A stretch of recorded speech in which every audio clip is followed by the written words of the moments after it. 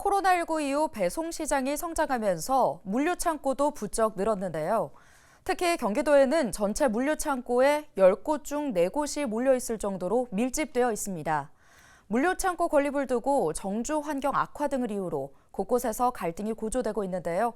갈등을 미연에 방지하기 위한 대책이 경기도의회에서 제시됐습니다. 보도에 김신혜 기자입니다. 의정부 고산신도시 물류창고 부지입니다. 2년 전 지하 2층, 지상 5층 규모의 물류창고 건립이 허가됐는데 주민 반대에 부딪히면서 공사가 시작되지 못했습니다. 인근에 대단지 아파트들이 들어섰거나 현재 공사 중이고 약 300m 떨어진 곳에는 오는 3월 초등학교가 개교를 앞둔 상황. 주민들은 안전을 우려하며 촛불 집회를 열고 반대를 외쳤습니다. 도로 사이로 또 여기 아파트 주민들이 아이들이 오고 가는데 아이들의 안전이 가장 큰 걱정거리고요. 야간의 불빛, 소음, 차량, 먼지 이런 부분에서 감당하기 힘들 것 같고요. 양주시에서도 물류창고 갈등은 뜨거운 감자입니다. 지난 2021년 옥정신도시의 물류창고 건립이 허가됐지만 교통혼잡과 안전 등을 우려하며 반대 집회가 지속되고 있는 겁니다.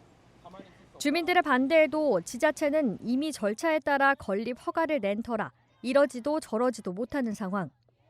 실제로 지난해 경기도에 준공된 물류창고 44곳 가운데 40곳이 주거지와의 거리가 200m도 되지 않는 것으로 나타났습니다. 경기도의회가 갈등을 줄이기 위한 대책 마련에 나섰습니다. 도의회는 지난해 말 물류창고 난립을 막기 위한 대책이 담긴 조례안을 통과시켰습니다. 인허가 과정에서 주민 생활과 안전 등을 충분히 고려할 수 있도록 장치를 마련하도록 한 겁니다.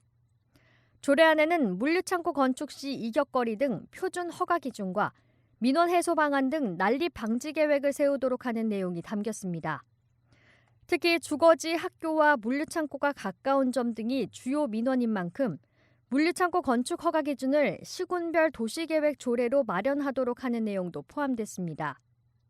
물류창고 설립 기준이 없는 시군이나 시군 간 그 기준이 통일되지 않아 야기되는 혼동 및 그 불편을 방지하기 위해 경기도 차원에서 물류창고의 표준허가 기준을 마련하여 경기도의회는 물류창고 인허가 관련 법령 개정 촉구 건의안도 만장일치로 통과시켰습니다.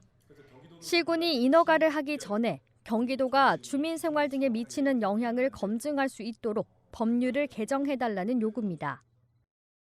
주민들의 항의로 인해서 뒤늦게 직권 취소나 용도 변경 등의 방안을 검토해보지만 결국은 사후 약방문 수준으로 따라서 관련법을 개정해서 경기도가 그 물류창고 인허가에 참여할 수 있도록 하거나 또는 이제 환경평가 등의 인허가 기준을 강화하면 불필요한 갈등을 조금 방지할 수 있을 것이라고 보여집니다.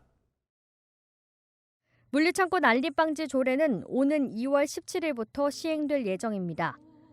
다만 이미 준공됐거나 인허가를 받은 물류창고는 해당되지 않아 갈등이 지속되는 지역에서는 아쉬운 목소리도 나오고 있습니다. 헬로티비 뉴스 김신혜입니다.